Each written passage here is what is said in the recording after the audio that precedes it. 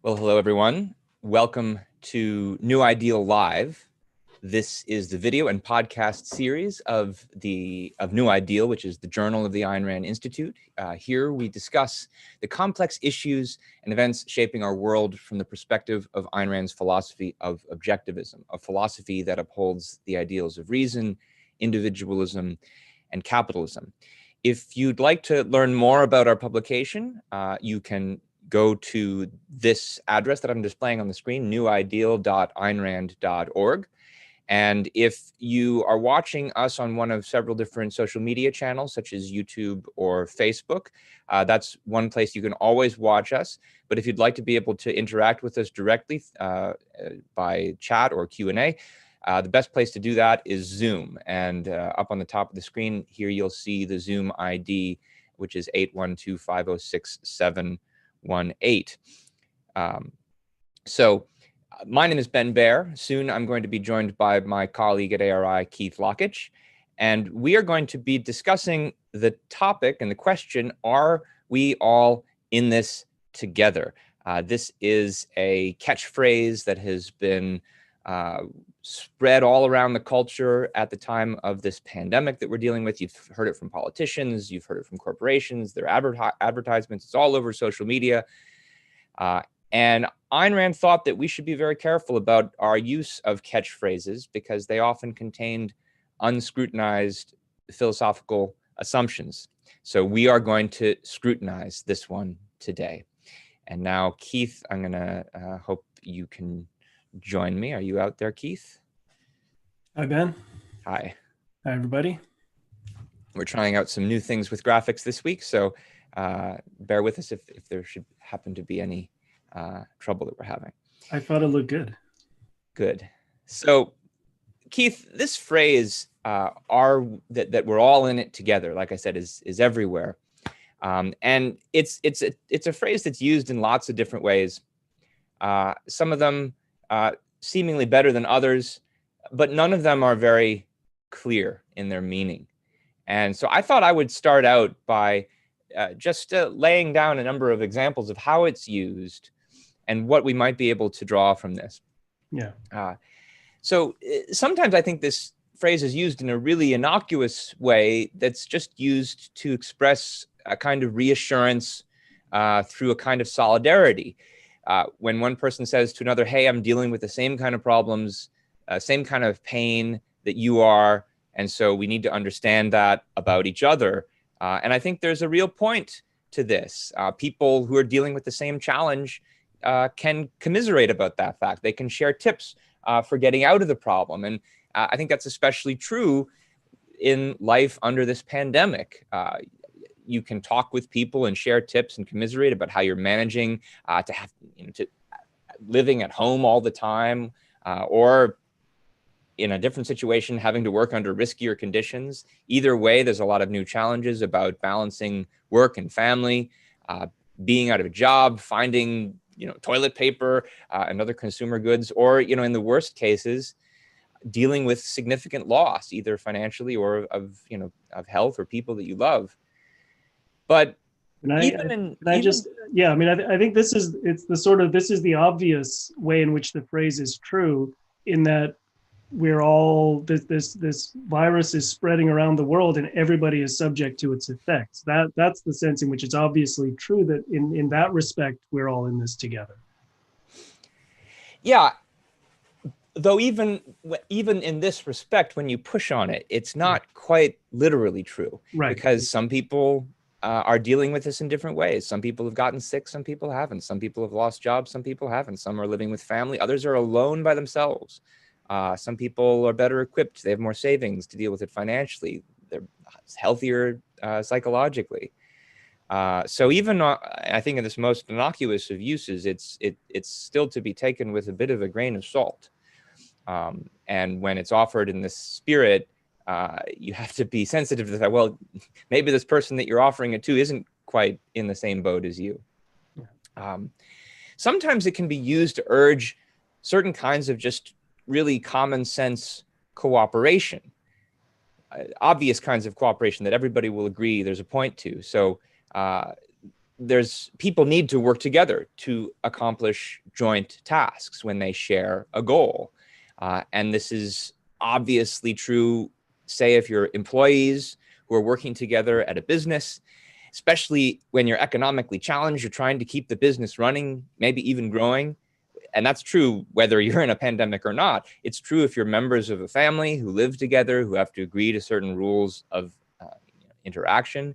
And that's even more true under present circumstances than under ordinary circumstances.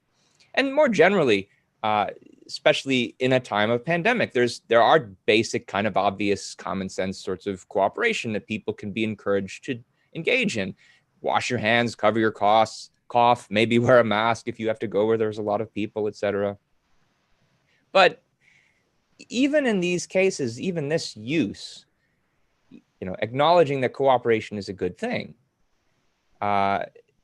Employees in a business or members of a family are not literally in a boat together. And if things get bad enough, either in your business or in your family, you should leave. And there are reasons why you might want to jump out of that boat. And even if you were in an actual boat, right, in an emergency situation, it's in cases like that, it's less clear that there's any kind of principle that you should be sticking to. I mean, what if you're trapped in a boat with a psychotic killer? You want to get him out of that boat or get out yourself if you can. So even here, this is not, the catchphrase has to be, you can't treat it too literally.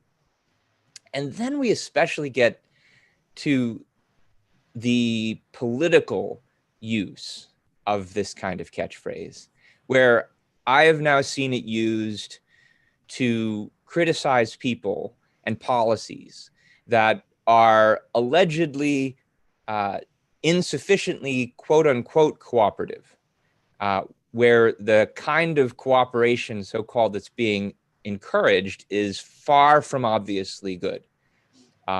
Just one example of this that I found was, as you know, of course, as I think everyone knows, there's significant debate to be had about, to say the least, about the role of these statewide lockdowns, whether they're the appropriate response to the pandemic that we're now dealing with. And there have been pretty legitimate questions people have raised about whether these are the best ways to deal with it, whether there's more limited forms of government power that could be appropriately used to try to contain and quarantine people who are infected with this virus. But when people have, for example, when certain politicians, including some Republicans and others, raised questions about the lockdowns and said, well, they might be hurting people more than they're helping. I noticed an article in the Washington Post where Nancy Pelosi criticized them, responded to their questions by, well, basically deflecting the questions by saying, well, we have to be scientific, and this is something that we're all in together. We shouldn't be having a conversation about how many people it's okay to die just to open up.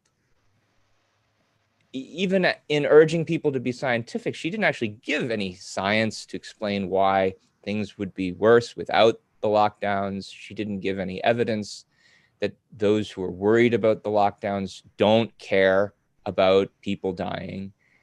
So she's in effect using this catchphrase to dismiss the need to have a debate about this completely unprecedented government policy. Which you'd think would carry a pretty heavy burden. You'd have to shoulder a pretty heavy burden of proof to justify it.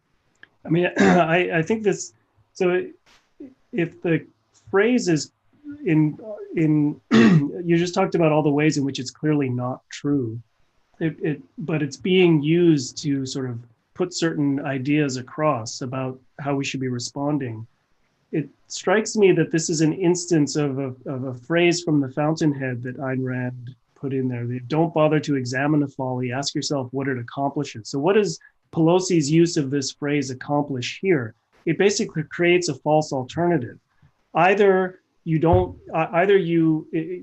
either in favor of the lockdowns which mean either you're trying to stop the coronavirus or flatten the curve, which means you have to be pro lockdown in the way that they've executed them, or you're not, and you just want people to die. The idea that there could be a more nuanced approach that that people have been talking about since this thing began, with testing, contact tracing, not having to shut down the whole economy. The idea that you're against the lockdowns doesn't mean that you just want to have people go to mass gatherings and let the virus spread willy-nilly. It's a false alternative that's being created. And I think what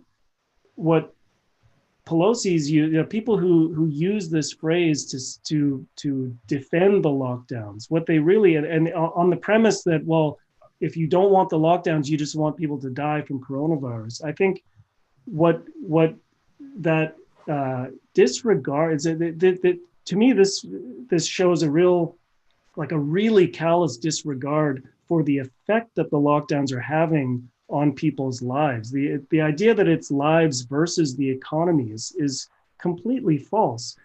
The fact that this is having enormous economic impact means other effects on people's lives. So it's lives lost to coronavirus versus lives lost in all kinds of other ways. And people, talked about all the different kinds of downstream impacts that will occur, even just in the medical arena. People are not going, because of the lockdowns and because of the pandemic, people are not going in for routine checkups, cancer screenings, heart screenings.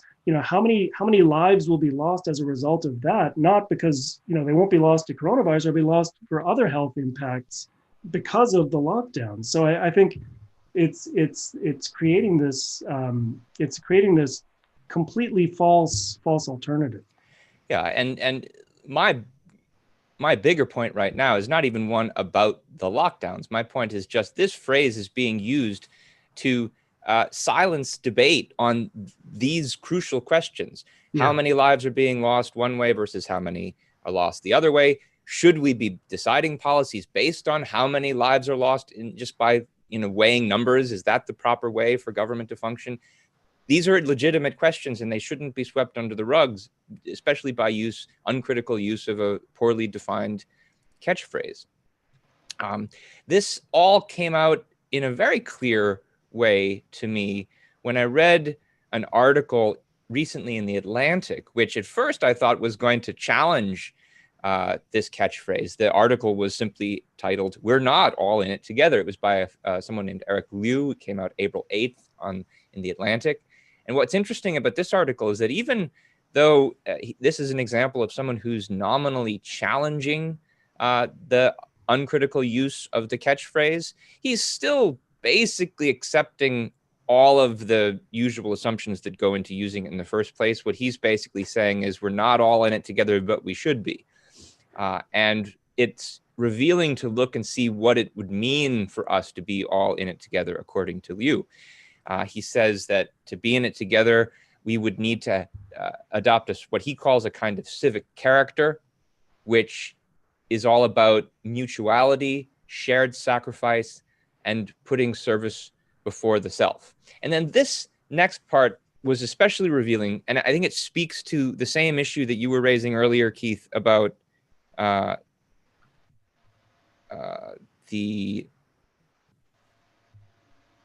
weird.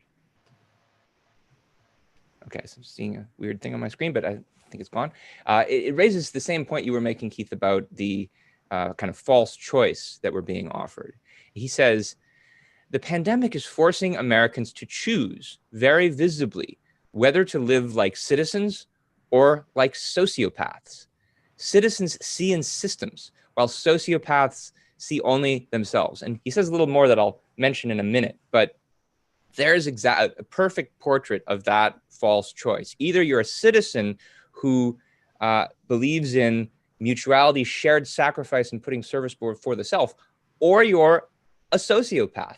There's it's leaving out entirely the possibility of some kind of voluntary mutual cooperation to mutual self-interest. So it's And collectivism or sociopathy. right.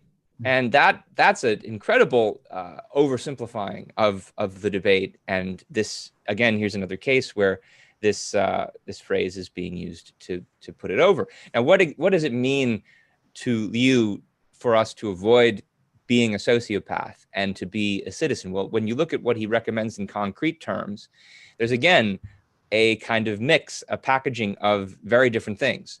On the one hand, it means practicing good hygiene, not spreading disease, the kinds of things I think most everybody will agree to. But then he works into that support for paid sick leave and a stronger public health system. And we shouldn't be hoarding our wealth and our privileges.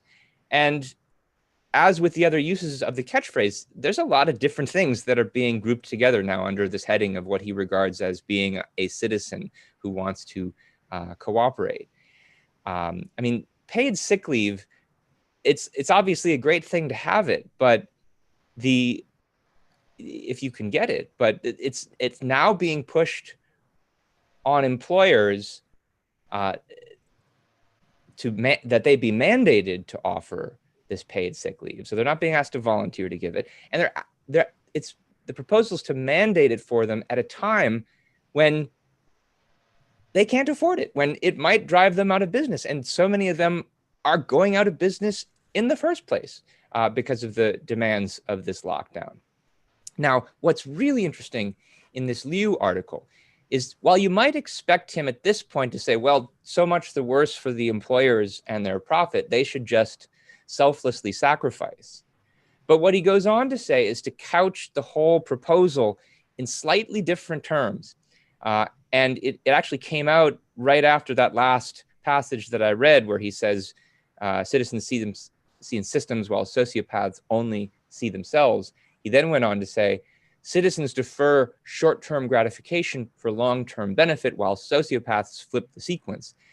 And he also says, we need to see aid to the most vulnerable or disfavored, not just in terms of charity or altruism, but also as serving our systemic, societal, and enlightened self-interest.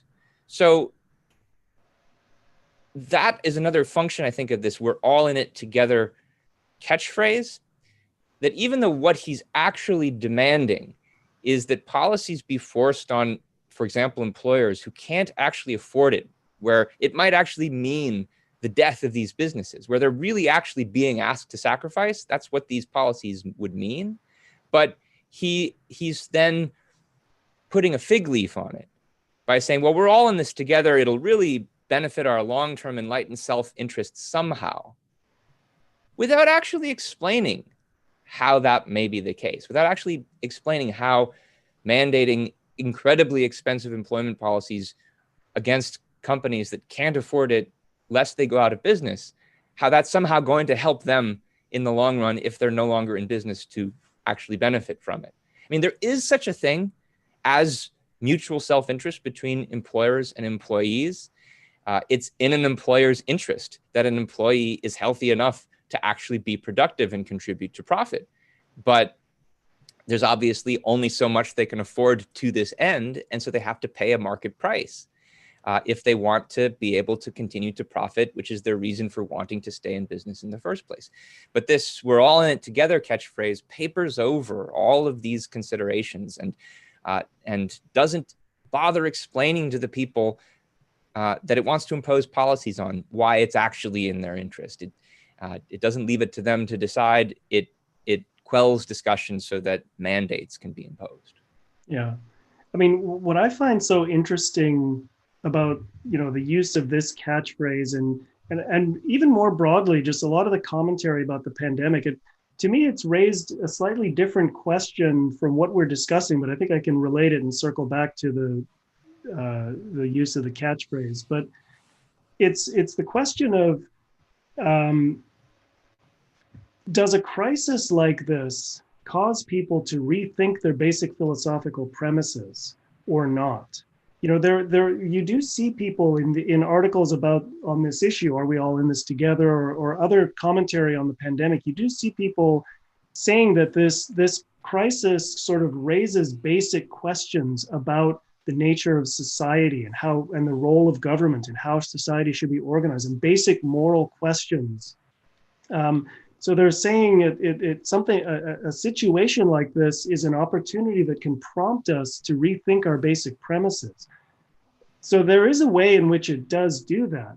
But what I've found interesting in looking at commentary on the pandemic is for the most part, people don't fundamentally rethink their views in the context of this kind of a crisis. Instead, what you see is people using their basic premises as their framework for interpreting and analyzing the events that we're seeing. And I think, and so that's what we're seeing with this Eric Liu piece. On the one hand, it seems like we're raising basic questions about a society and morality, but fundamentally, what you see emerging in his article, he came into this article with the conventional understanding of what selfishness means, what altruism means, the standard views about morality that people hold in our culture, and everything that he's saying about how we should be responding to the pandemic is an expression of those basic views that are not being questioned or challenged at all. So what I found this interesting generally. You know, it's an expression of Rand's view of the role that philosophy plays in people's lives and how philosophy functions in our lives. Her view is that we all have a basic philosophy, whether it's implicit or explicit, whether we know it or not. We have a set of fundamental premises that shape how we think about the world and and that guide our choices and actions and our thinking. And it serves as a basic integrating framework for understanding the world. And so when a situation like this happens, you know, this is when we use that framework to as the mechanism for trying to understand what's going on. And to the extent that your basic philosophical ideas are wrong and out of touch with reality, the conclusions that you're going to come to about the pandemic in many ways are going to be wrong and out of touch with reality. And I think so. This Liu example that you're talking about, I think, shows that in spades. And another article that you linked to or that you pointed out is an article by Michael Sandel, a philosophy professor at Harvard, also with the title, "Are We All in This Together?" And he actually, what's interesting is he starts the article by basically saying, that in confronting this pandemic, we need medical and economic expertise, but we also need moral and political. This is prompting moral and political renewal. He says we need to ask basic questions that we've evaded over the last decades. In other words, we need to take a hard look at the basic way we think about morality and society and politics and that sort of thing. But then when you read the rest of his article, everything that he's saying about the pandemic, essentially he's interpreting through the lens of the philosophic premises that he came into the article and he came into this whole crisis with in the first place. So I have some more things to say about that, but did you want to comment on that? Or? I mean, it's worth pointing out that the fact that it's not like we ourselves are exempt from the fact that you use your philosophic premises to analyze the situation that you're dealing with. We're doing that right now too. Right. But one of our philosophic premises is that you need to that knowledge takes work, that you should check your premises, and that that means don't use unscrutinized catchphrases to hang your policy proposals or proposals to reform all of society on. And I think that's characteristic of that Sandel article. Yeah, I mean, part of what I'm responding to is it's in the Sandel article and in other articles on this topic where they say, now that we're in this crisis, this has finally revealed to us things that some of us have been arguing for a long time, but now it's really apparent. So for example,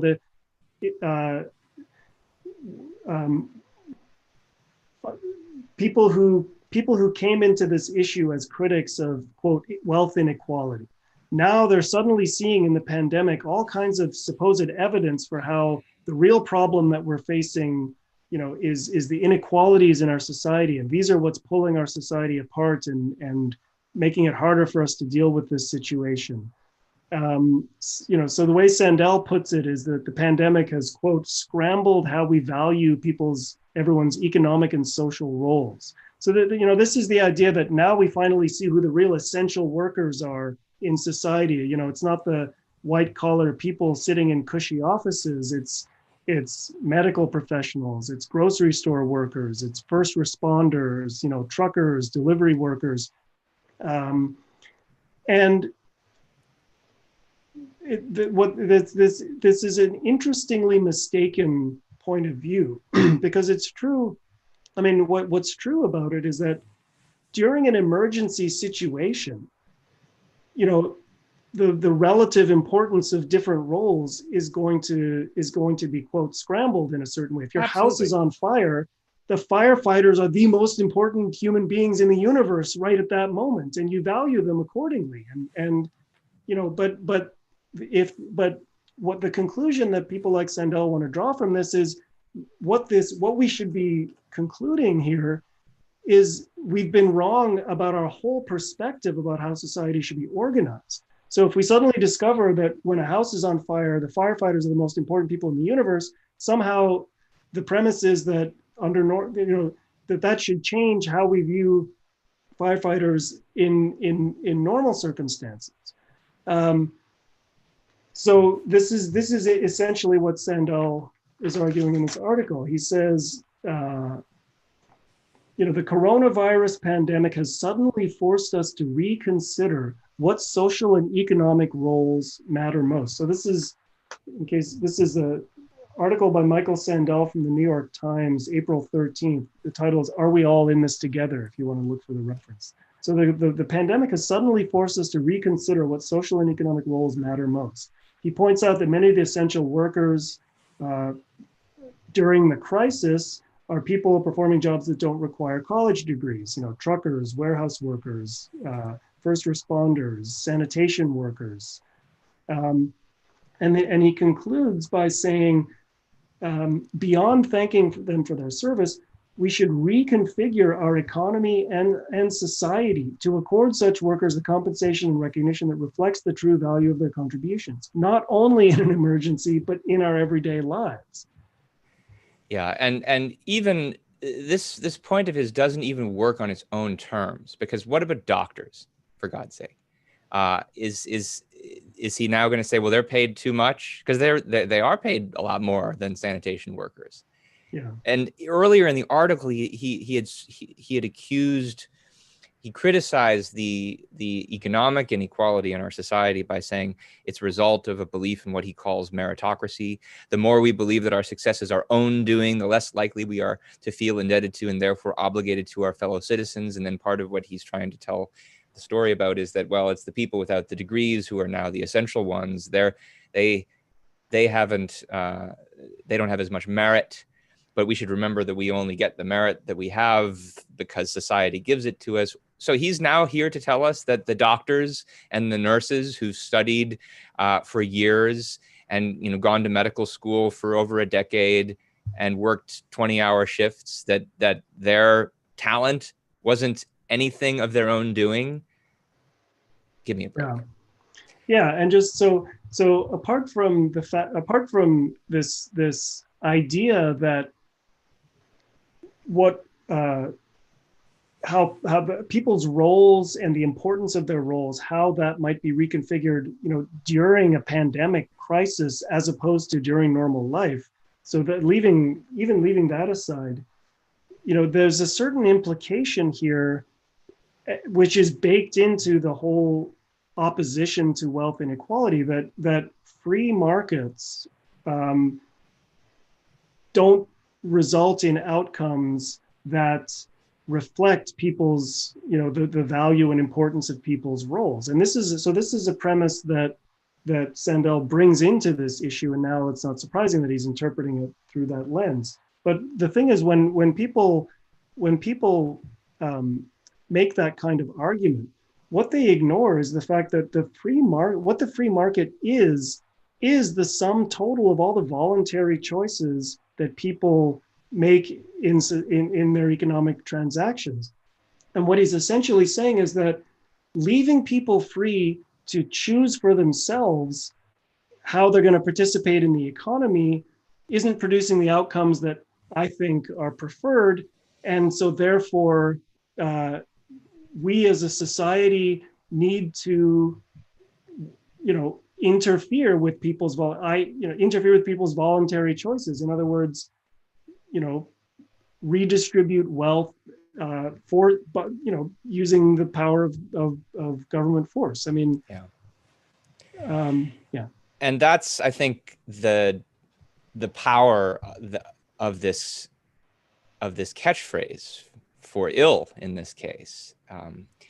I think to sum up some of the things that we've been saying, this catchphrase is used as what Ayn Rand called a package deal. This is what she called the fallacy of failing to discriminate crucial differences, treating together as parts of a single whole elements which differ essentially. And I think you see that because sometimes the phrase is used in a pretty innocuous way to, encourage certain kinds of commiseration and cooperation when it's clearly in our mutual interest to do so. But then it's also used to say, well, if you agree with that, then you should also want to sacrifice yourself to other members of the group, even when no one wants to explain to you why it's in your interest to do it. Both of these involve some kind of helping behavior of other members of a group, but that's the superficial similarity. There's a pretty fundamentally and deep difference, fundamental and deep difference between the types of helping we're talking about here, between voluntary mutual assistance to mutual benefit and the involuntary kind where there's only a sacrifice of interests. And I think that especially in the current situation, using this catchphrase to propose those kinds of, as you say, collectivistic policies is especially infuriating and stultifying because of the way that it's serving to cover how the current response, the predominant governmental response to this pandemic has been lockdowns, which literally keep us apart from each other, which literally make the most important forms of actual mutually beneficial voluntary cooperation impossible. We're literally being asked to be locked down in our house, and the normal mode of human cooperation, commerce, is being shut down. And it's being shut down in a way where there's not even any end in sight because no clear goal has been articulated for these lockdowns. And so there's no goal for people to work mutually together in order to achieve. So to step back from all of this, I think the most important thing to emphasize, especially when you're looking at this catchphrase as a having the function of quelling debate and silencing various forms of conversations that need to be happening about what's the right way forward. Fundamentally speaking, the way none of us are ever in it all together is as thinkers. No matter the situation, no matter what situation we're in, whether it's a situation of cooperation or anything else, what each of us needs to do in the space of our own mind is to think independently and to face the facts objectively. And this means not going along with the party line. This means asking questions of what authorities say. It also means thinking about who are the authorities that you can trust and who are the ones that you can't. So it's not dismissing authorities entirely, but it means thinking for yourself to decide who are the ones that are reliable. And it especially means not just uncritically absorbing, mind-numbing catchphrases that have all kinds of philosophic assumptions loaded into them that nobody's asking any questions about. I don't know, Keith, did you want to add anything more before we start to wrap up and ask for questions? That's a good wrap up. So we've got a few questions and we've only got about 10 minutes left here. So why don't we, I think some of the questions that came in early on the Q&A module are ones that we've kind of addressed over the course of the discussion. So Gabe was asking about, is the phrase used for altruist collectivists to reinforce the idea of collective hardship and suffering? Yes. That's what we talked about. Yeah. And Roger asks about, he's in Korea and says that people are arguing that Asian cultures have been better at fighting the virus because of collectivism, whereas Western countries are more individualistic. And I don't think that's right. I think the political response in the U.S. has been a total mess. But I think you saw people voluntarily taking the kinds of actions, staying at home and shelter, even before a lot of the lockdowns came into place. Once people understood what we were facing and what kinds of activities and actions would be required to so-called flatten the curve and try to minimize the spread, people were doing that voluntarily. I don't think it's and it's true that it's probably true. I haven't studied it closely. It's probably true that Asian cultures are in certain ways less individualistic than Western cultures, but South Korea has been tremendously westernized over the last 50 years. It's become tremendously pro-science.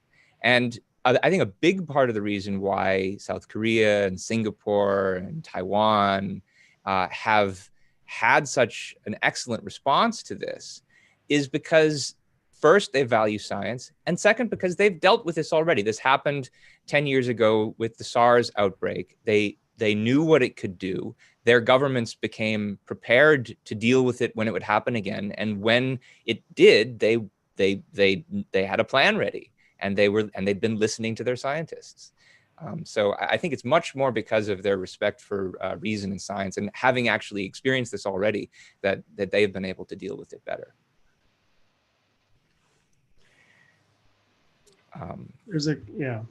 Mary Aline asks, and she says, we seem to have gone from flatten the curve so hospital capacity won't be exceeded to no deaths are acceptable no matter what. I think that is a valid observation, and it speaks to the point that I made earlier about how there's really not been a clear goal articulated for these lockdowns, and that and catchphrases like "we're all in this together."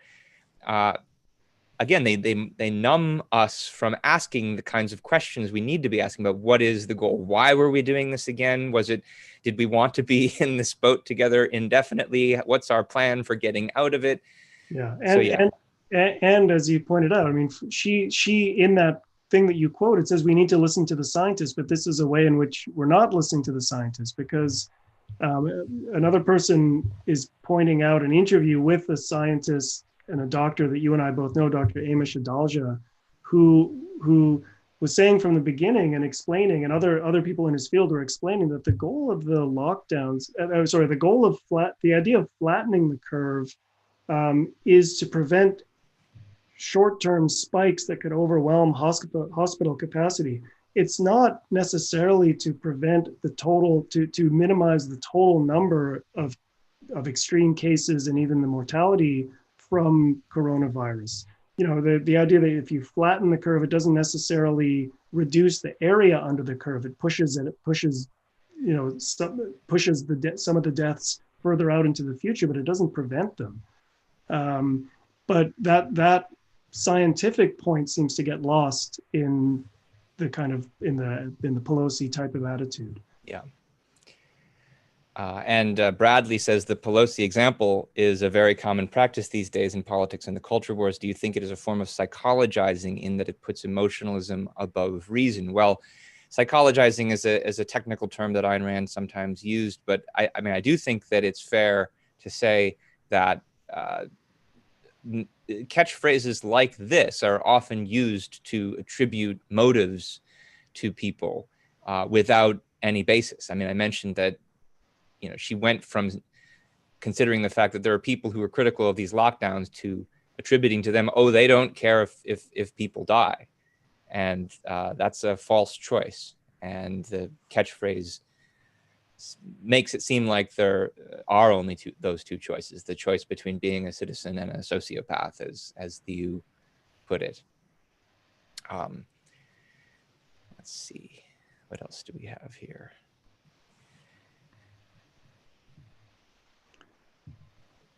Mary Aline also had another question. I think this is in relation to Michael Sandel's view that the pandemic, it makes us see that we need to be paying sanitation workers more. She says, is he talking about a form of price gouging?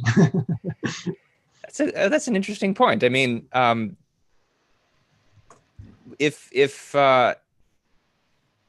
you really did value people's services more in an emergency situation, you would think that they should be able to demand more for their services. And yeah, I mean, I think if sanitation workers wanted to go on strike to ask for a higher wage, I would understand why they would want to do it. But by the same token, how about toilet paper manufacturers? How about hand sanitizer manufacturers? Yeah. How about the farmers who are trying to sell their meat, but they can't sell it directly to stores because of various forms of government regulation? Again, these are all questions that nobody is supposed to be asking right now, and yet they're all quite relevant. Even, I mean, we've talked about this offline. I mean, even the price arbitrageurs, the guy who drives around to all the stores in, the backwoods of Kentucky and Alabama, buying up hand sanitizer and then tries to sell it on Amazon at a markup. People came down on him as though he were the devil, but the reality is he's taking something that's not accessible. He's taking these products that are sitting on shelves in rural stores that nobody would have access to, and he's making them available. There's a way in which there's a valuable service that someone like that is performing.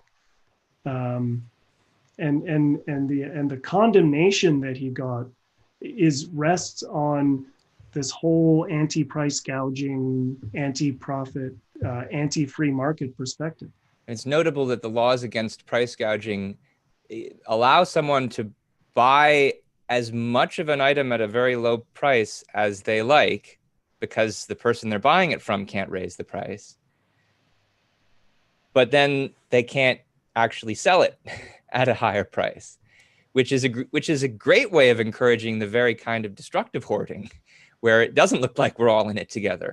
If you let them sell it, then they'd actually be performing a function in an economic service. Yeah. And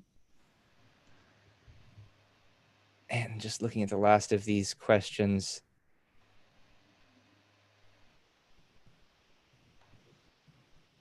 I mean, Lester asked, is this catchphrase another way of saying misery loves company? Do politicians use this to close our minds about the problem? I mean, misery loves company, there's a point to that phrase, and I think it's one of the more innocuous versions of the we're all in it together slogan, that people who are suffering have a mutual interest in common to discuss and to strategize about. And the problem with the way the catchphrase is used is that it's now in many ways not letting us actually get together to solve these problems. Commerce being the best example of this. And that's not to say that you can just go back to ordinary commerce as if nothing's happened. Obviously, people need to work together to figure out what are the safest ways to reopen business. But getting together is the presupposition of all of that. Yeah. So I think we should start to wrap up. I think we're actually going to hit our time as we had hoped to today. There have been a lot of other questions that have come in that we haven't been able to address. I think some of them we've actually already answered one way or another, but thanks for submitting them anyways, everyone. And there's a couple of things I just wanted to mention. Todd in the chat actually suggested that we make a reference to our upcoming conference, OCON Live. I'll let you do that in a second, but one thing I did want to say is that if you value these webinars and you're getting value out of the content that ARI is putting out, go ahead and trade with us. If you go to aynrand.org/donate, if you're not already an ARI member, become an ARI member for as little as $10 a month. You can become an ARI member and support the work that we do. It's less than your Netflix subscription, and hopefully, we're adding more value to the world. So consider doing that. And right. Yeah, go ahead. Why don't you talk about OCON Live? Well, I didn't have a graphic for that, but what's the URL for the conference? It's now. You go to aynrand.org/OCON Live. Right, and this is our replacement for the summer conference, which unfortunately we've had to cancel.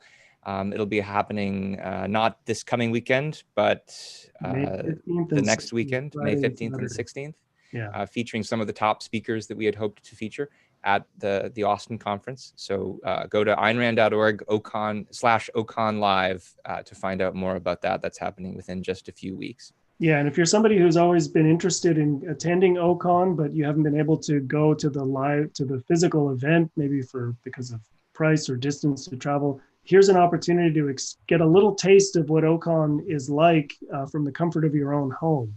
And at a much lower cost. And it won't just be speeches, right, Keith? It'll also involve some social activities to the extent that we can replicate those. Yeah, we're going to try to do some Zoom virtual happy hours. Bring your own cocktails, that sort of thing. So. All right, Keith, I'm going to take us out and do that with the graphics. Okay, so I'm going to say goodbye. Thanks, Keith. So if you liked our presentation today, if you like New Ideal Live, please be sure to go to the Ayn Rand Institute YouTube channel and subscribe to the channel. You can just click that red button there. That'll give you notifications when we go live for future events. And also be sure to click that little bell symbol right next to it. That's how you not only subscribe, but get the notifications.